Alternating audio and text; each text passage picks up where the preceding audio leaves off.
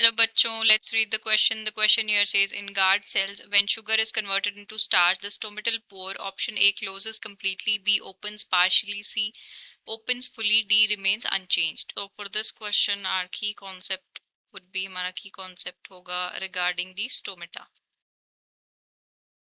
So stomata होते हैं, these are the tiny pores present on the surface of leaf and these are surrounded by guard cells.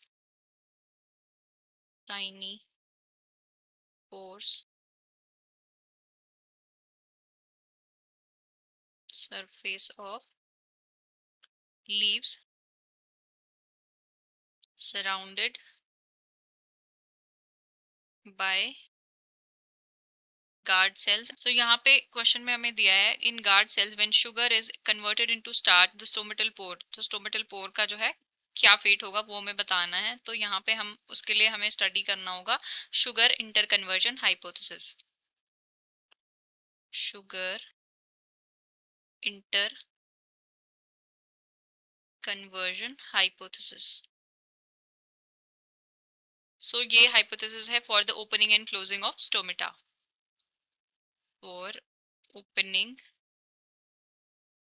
And closing of stomata. So यहाँ पे हमारे पास stomata का structure है. सो ये बीच वाली स्ट्रक्चर है, ये क्या है स्टोमा या फिर इसको स्टोमेटल पोर बोलते हैं. स्टोमेटल पोर एंड ये जो सेल्स हैं ये क्या हैं आपकी गार्ड सेल्स.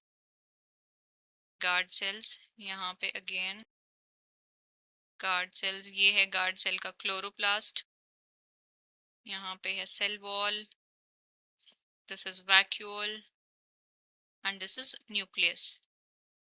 ये है हमारे पास, ये कैसा है ओपन स्टोमेटा है एंड ये क्या है close stomata.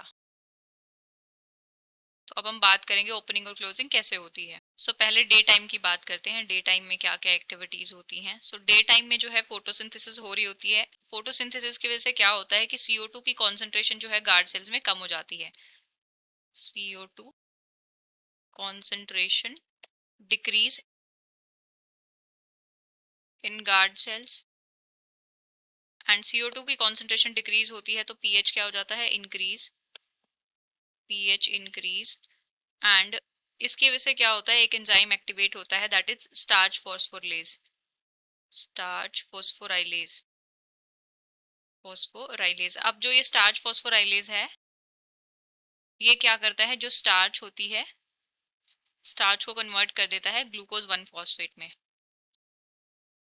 Glucose 1 phosphate. So यहाँ पे हम लिखेंगे स्टार्च फॉस्फोराइलेज.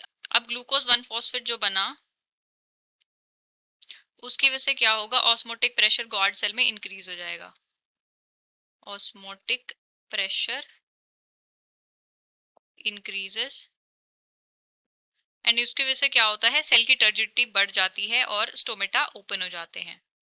सेल कैसी हो जाती है turgid and stomata open. Stomata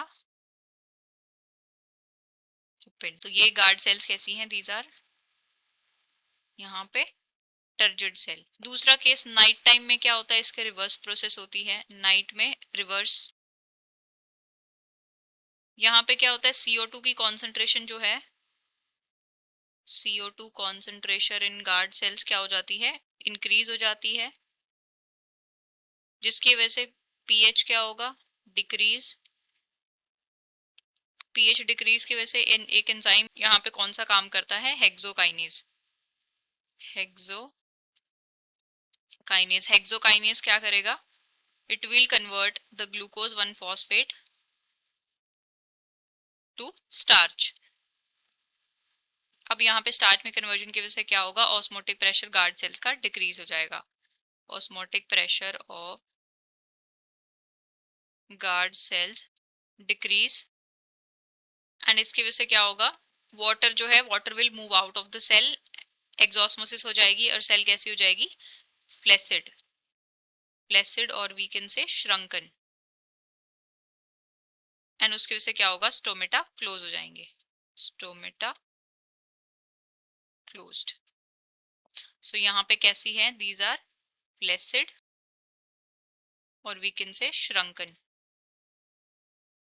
तो क्वेश्चन में हमें दिया in guard cells when sugar is converted into starch, mean sugar जब स्टार्च में कन्वर्ट होती है नाइट टाइम में, द स्टोमेटल पोर कैसे होते हैं, क्लोजेस कंप्लीटली, कंप्लीटली बंद हो जाते हैं. ओपन पार्शियली ये भी नहीं होगा, ओपन फुली ये भी नहीं होगा, रिमेन अनचेंड ये भी नहीं होगा. So final answer for the question is option A. I hope you have understood it well. Best of luck and thank you.